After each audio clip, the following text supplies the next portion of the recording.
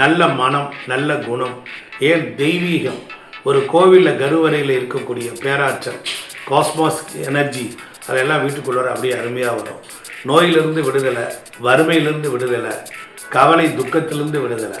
வீட்டில் எப்போவுமே ஒன்றும் வேண்டாம், நல்லா குளிச்சுட்டு நல்லா பிரமாதம் அலங்காரம்லாம் பண்ணிவிட்டு தலைக்கு சாமியெல்லாம் கும்பிட்டு பூவெல்லாம் வச்சுட்டு வாசனை திரையெல்லாம் பண்ணிவிட்டு நீங்கள் இருந்து பாருங்கள், ஃப்ரெஷ்ஷாக இருக்கும்.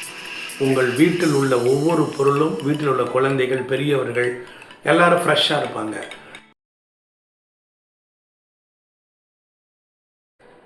சில பூக்கள், சில செடிகளுடைய இலைகள், இவைகளே மனதிற்கு மகிழ்ச்சியை கொடுக்கும். ஒரு நல்ல வாசனை உள்ள செடியை நுகர்ந்து அப்படி இழுத்தீங்கன்னா ஒரு பேரானந்தம் உண்டாகும். அப்போ உள்ளுக்குள்ள ஒரு ஒளிந்திருக்கிற இன்பத்தை தொட்டு தட்டி எழுப்புது. அந்த வகையில் இன்றைக்கி நாம் பார்க்கக்கூடியது 10 செடிகளில் முதல் மறிக்கொழுந்து. எல்லா பூக்கடைகளிலும் கிடைக்கும். நாம் அதை ஒரு பொருட்டாகவே மறிக்க மாட்டோம். சித்தர்களுடைய ஜீவ சமாதியில் மறிக்கொழுந்தை வைத்து வணங்கி வழிபட்டால் செல்வம் பெருகும். நீங்கள் சித்தர்கள் ஜீவ சமாதியில் உள்ள போய் பாருங்கள், மனம் கவர்ந்துக்கிட்டே இருக்கும். அப்படிப்பட்ட இதில் முதல் இடத்துல மறிக்கொழுந்து செடி உங்கள் வீட்டில் இருந்தால் நர்சரியில் கிடைக்கிறது. அந்த செடி இருந்தால் அதனுடைய மகத்துவம் பசுமையாக இருக்கும், மெல்லிதாக இருக்கும், தண்டுகளாக காட்சி எடுக்கும். அவ்வளவு ஆனந்தமாக இருக்கும். நல்ல நறுமணம் பரப்பிக்கிட்டே இருக்கும். உதாரணத்துக்கு ஒரு கட்டு வாங்கி உங்கள் பூஜை அறையில் வைங்க, ஒரு கட்டு வாங்கி உங்கள் படுக்கறையில் வைங்க, தலைமாட்டுக்கிட்ட அடியில் வச்சு படுத்து பாருங்கள், சூப்பராக தூக்கம் வரும். நல்ல கணவன் மனைவி சண்டை சச்சரவாக போக்கும். நம்ம தேசத்தில் அதிகமாக பயிரிடப்படக்கூடியது மறிக்கொழுந்து தான். வாசனை மலர்கள், அதில் பூ வச்சு கட்டுவாங்க, மாலை கட்டுவாங்க, கதமமாக வச்சு கட்டுவாங்க, பூங்கொத்து கொள்ளுறையும் வைப்பாங்க. அப்போ அதுக்குன்னு ஒரு தனி மகத்துவம் உண்டு. அது ஒரு நல்ல நறுமணமாகவும் இருக்கும். சூரிய ஒளி மறிக்கொழுந்து செடிகளை நன்கு வளரும். அப்போ சூரியனுடைய ஆற்றலாகி கிருத்திகை, உத்திரம், உத்திராடம் இந்த நட்சத்திரத்தில் திசையாக இருக்கிறவங்க மறிக்கொழுந்தை டெய்லி வச்சுக்கலாம். அதனால் நன்மைகள் உண்டாகும். அதே போல் சருமத்துக்குள்ள நோய்களையும் அது போக்கும். அதே போல் மனசை உங்களுக்கு சாந்தப்படுத்தும். இப்படி மறிக்கொழுந்து ஒரு மனிதனுடைய வாழ்க்கையில் தலையில் வச்சுக்கிட்டிங்கனாலே போதும், தலைவலி போயிடும். இது மாதிரி விஷயம் இருக்கும். அடுத்து நீங்கள் அந்த மறிக்கொழுந்து செடியை அவ்வளவு அசால்ட்டாக நினச்சிடாதீங்க. ஒன்று, அந்த செடி அதை அரைச்சி 10 மாதிரி போட்டாலும் தலைவலி போகும். அதனால் மறிக்கொழுந்து செடி இவ்வளவு நன்மைகளை உண்டாக்கி தருகிறது. இந்த செடி உங்களுக்கு வாழ்க்கையில் சகல சௌபாக்கியங்களை எல்லாம் கொடுக்கும்.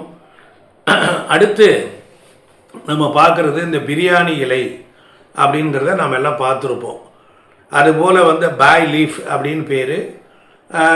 ஒரு சமையலில் நல்ல மனம் சேர்க்கக்கூடியது, செரிமானத்திற்கும் உதவும். அதுவும் அந்த பிரியாணி இலை என்பது 2-3 வகைகளில் இருக்குது.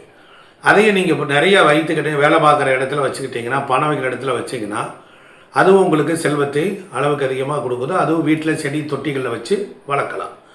அடுத்தாப்பில் பார்த்தீங்கன்னா லெமன் கிராஸ். நீங்கள் நிறைய இடங்களில் இந்த லெமன் கிராஸ் வளர்கிறத பார்க்கலாம்.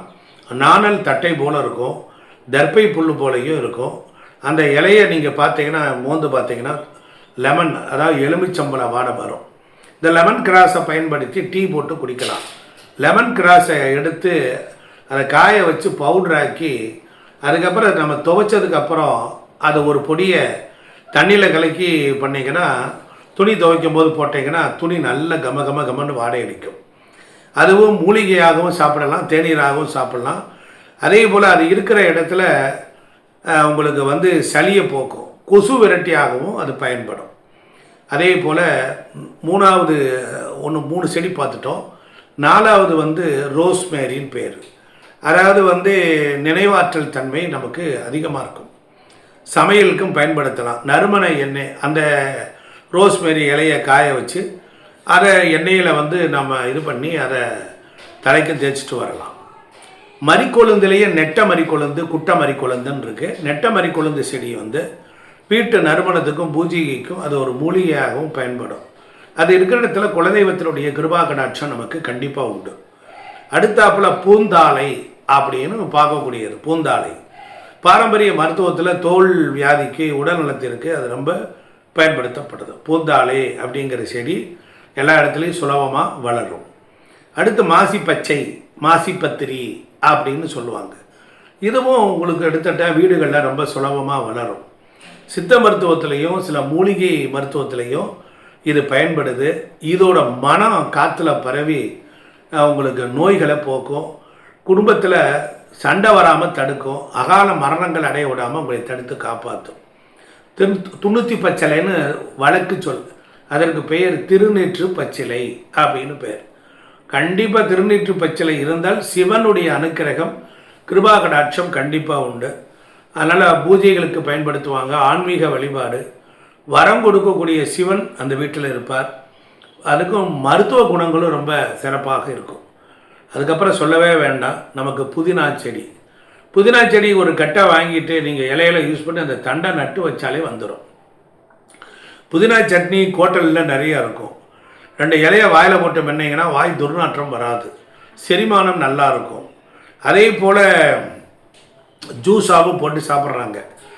இலைகள்லாம் வந்து லெமன் ஜூஸில் இதெல்லாம் நிறையா போட்டு சப்ஜா விதையை போட்டு அந்த மாதிரி பண்ணுவாங்க. அந்த சப்ஜா செடியையும் நீங்கள் வீட்டில் வளர்த்தீங்கன்னா அதுவும் உங்களுக்கு வந்து நல்ல செல்வத்தை கொடுக்கும், நல்ல மனம் இருக்குங்க. வீடுகளில் வாஸ்து குற்றங்கள்னு எதுக்கு தெரியுமா வருது? பிராணசக்தி உற்பத்தி ஆகலைன்னா அந்த வீட்டில் நெகட்டிவ் நடக்கும். சில செடிகள்லேருந்து வெளிப்படுகிற கதிர்வீச்சுக்கள் மனம் அந்த வீட்டில் இருக்கக்கூடிய நச்சுத்தன்மையை போக்கும். இதெல்லாம் நீங்கள் வந்து எளிமையாக தெரிஞ்சுக்கலாம். அதே போல் கற்பூரவள்ளி செடின்னு இருக்குது. அது பெரும்பாலும் எல்லார் வீட்லேயும் வச்சுருப்பாங்க. 2 கற்பூரவள்ளி எடுத்து போட்டு ஒரு கஷாயம் போட்டு சாப்பிடுவாங்க. இருமலை போக்கும், சளி தொந்தரையை போக்கும், தொண்டை கரகரப்புக்கும் போக்கும். வலி ஏற்பட்ட இடத்துல தடவுனாங்கன்னா போயிடும். ஆஸ்மா கம்ப்ளைண்ட்டுக்கெல்லாம் அது போகக்கூடிய வாய்ப்புகள்லாம் உண்டு. இந்த அறிகுறிகளை தணிக்கிறதுக்கு பாரம்பரியம் இருக்குது. இந்த செடிகள் பொறுத்தளவில் நீங்கள் நர்சரியில் கிடைக்கும், சில தோட்டங்களில் பயிரிட்டிருப்பாங்க. இதை நீங்கள் வாங்கி அழகாக வச்சிட்டிங்கன்னா போதும். கண்டிப்பாக காற்று அடிக்கும் போது அதில் இருக்கிற மனம் அப்படியே உங்கள் வீட்டுக்குள்ளே வரும். வீட்டுக்கு முன்னால் வளர்த்தால் மிகச்சிறப்பாக இருக்கும்.